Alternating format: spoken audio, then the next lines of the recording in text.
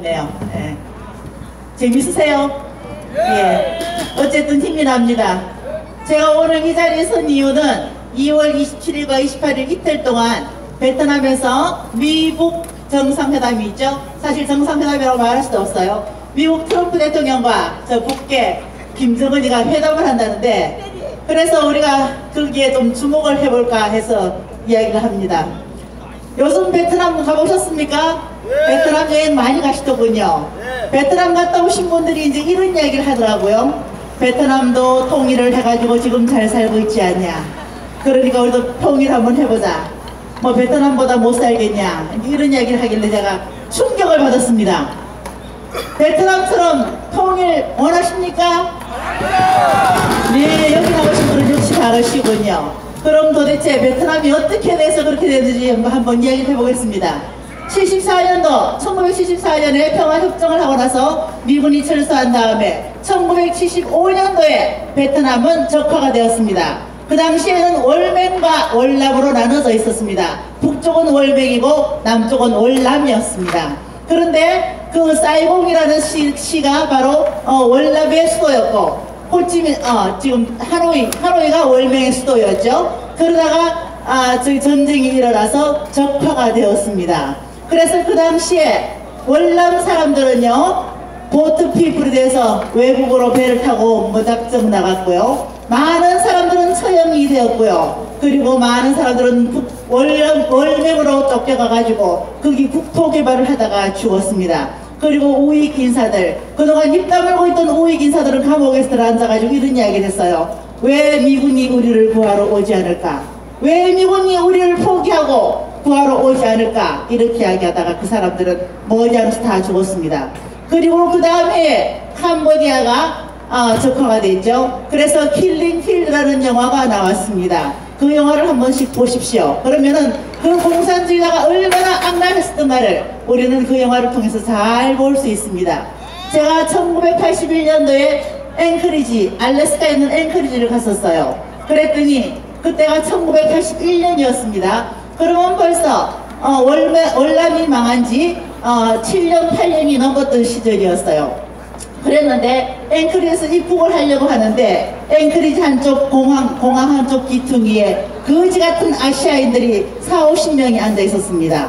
그래서 제가 미국 그 앵커리지 입국 수속하시는 분한테 물어봤어요. 저분들은 뭐 하는 분이에요? 누구예요? 이랬더니 그 사람들이 I don't know 이러면서 이야기를 하더니 저 사람들은 나라가 없는 사람들이래요. 그래서 나라 없는 사람들이 어디 있습니까? 그랬더니 저 사람들은 원래 베트남 사람이었는데 전쟁이 나서 다 망해가지고 보트 피플로 여기저기 떠돌아다니다가 드디어 미국 앵커리지까지 왔다는 것입니다. 그렇게 7년, 8년을 온 전 세계를 배를 타고 거지처럼 떠돌고 헤매다가 결국은 앵커리지에 자리를 잡게 되었죠. 그러나 그 사람들은 복받은 사람들이었어요. 운이 좋은 사람들이었습니다.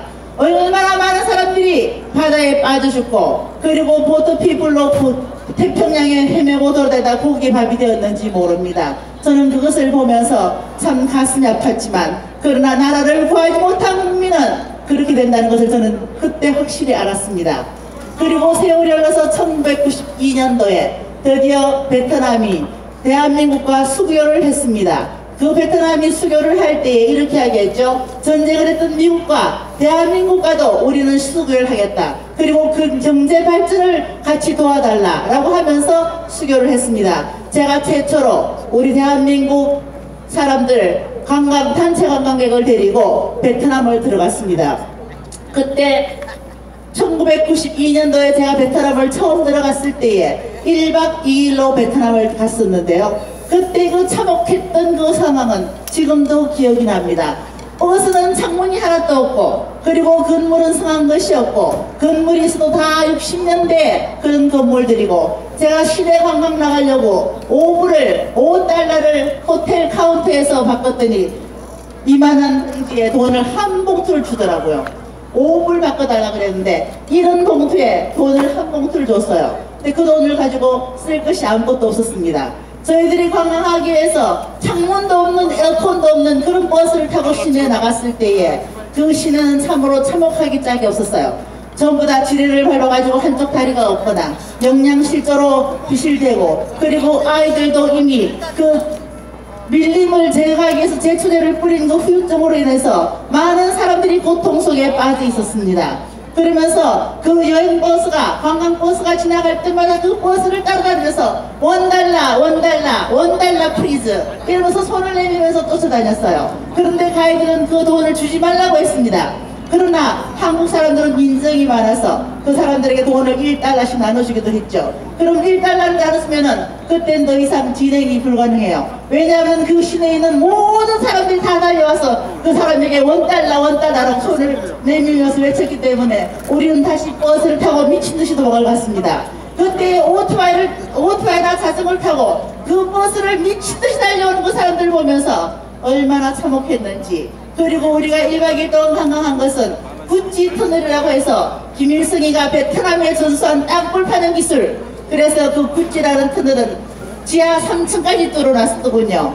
그래서 덩치가 큰 사람은 지하 3층까지 내려가지도 못합니다. 그냥 1층에 들어갔다가 2층 한번 들어가고 3층 들어가려다가 결국은 못 들어가고 나왔죠. 그 당시에 그 땅굴의 이름이 구찌예요. 그 이름 자체가. 그래서 베트남 사람들이 그 땅굴로 인해서 미군을 얼마나 골탕을 먹이고 미군 물러가라고 그렇게 외친 그 결과 그렇게 미국은 떠나갔죠. 그래서 동네에 많은 사람들이 그 집에다가 그런 깨어진 철모와 포탄 조각과 그리고 전쟁에 무슨 많은 물자들을 가져다 놓고 우리 집에 구경하고 있으니까 오라고. 그래서 가보면 그것을 $1만 달라고 그러고 그걸 보여줬습니다. 얼마나 비참했었는지 몰라요. 그리고 베트남 가니까 온통 전쟁 기념관, 사람 죽은 해골 모아놓은 것, 그리고 그런 걸 가지고 죽은 사람을 사진 찍어 놓은 것, 그것이 1992년도 상황이었습니다. 그런데 얼마 전에 저희 친구들과 그리고 많은 동료들이 베트남을 갔다 왔습니다. 저도 베트남 여러 번 갔다 왔었죠. 그런데 친구들이 그렇게 이야기하더군요. 베트남 보니까 참 좋네. 통일을 했으니까 우리는 그것도 못했는데, 그러면서 우리도 이제는 통일을 좀 해보자. 김정은이 밑에 살면 어떠냐?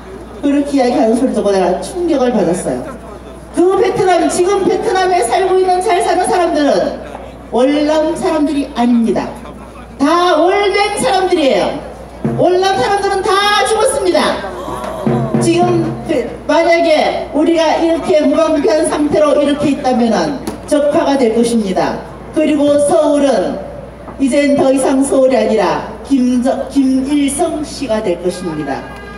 사이공이 호치민 씨가 되었던 것처럼 그렇게 서울은 김일성 씨가 될 것입니다. 우리는 정신 차려야 합니다. 베트남이 멸망했을 때의 희열을 느꼈다는 자가 지금 대통령입니다. 그리고 많은 민족을 죽였던 호치민이 바로 우리나라 국무총리를 하고 있습니다. 그런데도 젊은 여러분들, 길 가시는 분들, 북한식 통일, 베트남식 통일해도 되겠습니까? 베트남식 통일해서 베트남처럼 살아보자고 말해서 되겠습니까? 김정은이 반갑다고, 김정은이 오라고 깃발 들고 흔들면 설치면 되겠습니까? 그것은 바로 지목을 지 스스로 칼로 자르는 것과 같은 짓이라는 것을 깨달을 수 있기를 부탁을 드립니다. 저에게 이런 이야기는 제가 직접 체험한 것입니다.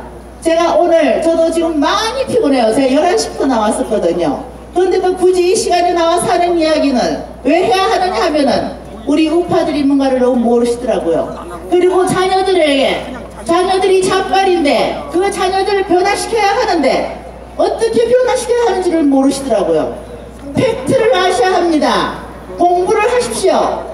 베트남이 오늘날 그렇게 경제발전을 할 수 있었던 것, 그렇게 적화가 됐는데도 불구하고 된 것, 그런 것들이 우연히 된 것이 아닙니다. 그 월맹 사람들, 지금 베트남에 부자로 잘 사는 사람들, 좋은 아파트에 사는 사람들, 다 월맹 사람들이었습니다. 우리도 지금 좋은 아파트 많이 지어놨죠? 좋은 집을 많이 해놨죠? 우리가 적화 통일되면은 그 아파트는 북한 조선민주주의 인민공화국의 인민들의 것이 될 것입니다. 대한민국 국민들은 모두 빗불이 돼서 나가다가 현에 탈해서 자위대 군사를 만나서 물에 폭침될 것입니다. 만약에 대한민국이 잘못되면은 도와줄 사람이 아무도 없습니다. 왜 그러냐면 그동안에 대한민국 사람들이 너무나 교만해가지고 전 세계에 나가지고 얼마나 많은 폐를 끼쳤는지 몰라요. 한국 사람이 지나가면 뒤통수 해야 된다고 어글리 코리안, 어글리 코리안. 돈 가지고 다니면서 얼마나 많은 나쁜 짓을 했는지 지금 얼마 전에도 유엔 인권위원회에서는 라이따이한, 베트남의 라이따이한 문제가 얼마 전에 문제가 됐어요. 곧 이 정부의 압박이 들어올 겁니다. 라이따이한을 책임져라. 그들을 보상하라는 것이 곧 압박이 들어올 거지만 우리나라 정부는 입 짝 닫고 그런 이야기 절대로 하지 않습니다. 정신 차리셔야 합니다. 그동안 전 세계 다니면서 얼마나 교만을 들고 얼마나 잘난 척을 하고 얼마나 돈 장난을 했는지 그것을 아시면은요 해외에 나가셔서 부끄러운 줄 아셔야 합니다. 우리는 부끄러운 민족입니다. 우리나라 민족들은 지금 부끄러움을 잊어버렸습니다. 창피함을 잊어버렸어요. 도덕을 잊어버렸습니다. 이제 우리는 도덕부터 윤리부터 회복해야 합니다.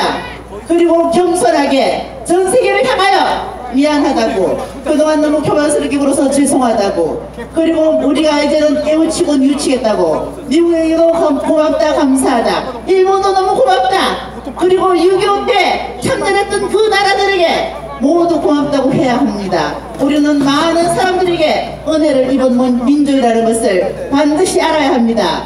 민족을 잊은 국민들은 망하는 길밖에 없습니다. 그 은혜를 잊은 자들은 짐승과 같다고 이야기했습니다. 깨달을 수 있기를 부탁을 드리겠습니다. 오늘도 피곤하신데 저의 긴 연설 들으셔서 너무나 감사합니다. 승리하십시다.